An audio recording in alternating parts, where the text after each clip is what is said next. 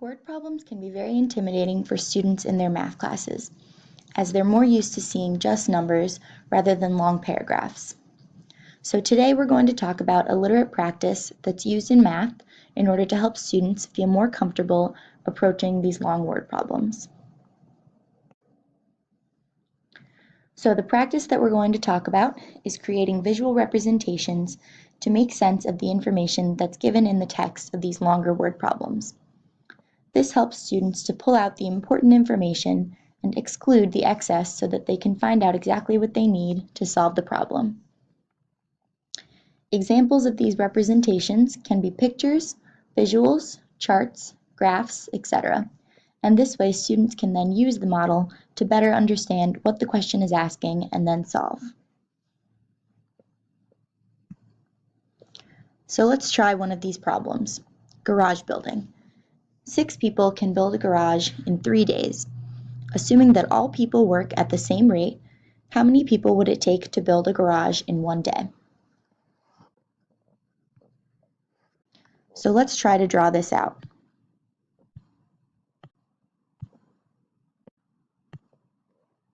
We know that we have a garage. Let's consider this our one garage. And we know we were given that 6 people can build the garage in 3 days. So we can split up our garage into 6 pieces, knowing that each of our 6 people worked on that one piece. So this represents 6 people. It's really important to label as you create your visual representation so that you know what each piece means. And so we also know that this longer piece is representing 3 days. So why don't we go ahead and split them up into 3 pieces so that we know that each piece is 1 day. Now, we know that one of these pieces is going to represent 1 day, and we know that one of these longer rectangles is representing 1 person. So this little box is representing the work that 1 person does in 1 day. And so it looks like 1 person is doing 1/18th of the garage each day. And so we need to know how many people it's going to take to get all of that done in 1 day. And so with this, we can see that it would take 18 people to get the garage done in 1 day.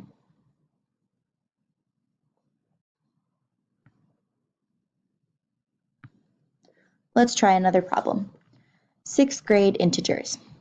The temperature was 8 degrees Fahrenheit and decreased by 5 degrees. What is the new temperature? Solve using addition and not subtraction.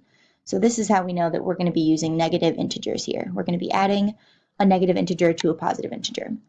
So we were given that the temperature is 8 degrees and it decreased by 5 degrees. So using our context clues, we know that we're going to have a negative 5 degrees and a positive 8 degrees. So the best way to go about this is to use integer chips. So we know that we have positive 8. So let's say that our blank integer chip represents positive and our filled in represents negative. So we know we have positive 8, 1, 2, and we are adding to that negative 5.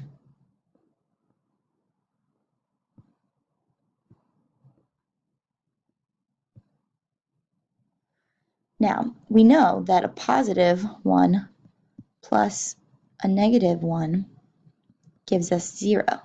So we know that those would cancel each other out. So for every positive 1 and negative 1 we have 0. So we can match them up to give us our 0 pairs.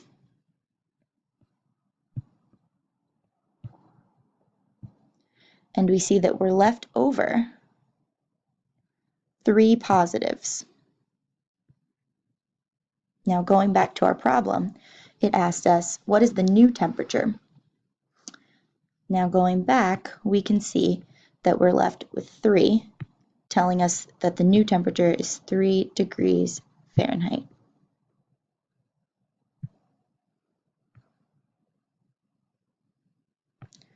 So overall, creating visual representations when going about longer word problems in math can be helpful for students so that they can pull out the important information and see what they need to solve and exclude any excess so that they don't get overwhelmed.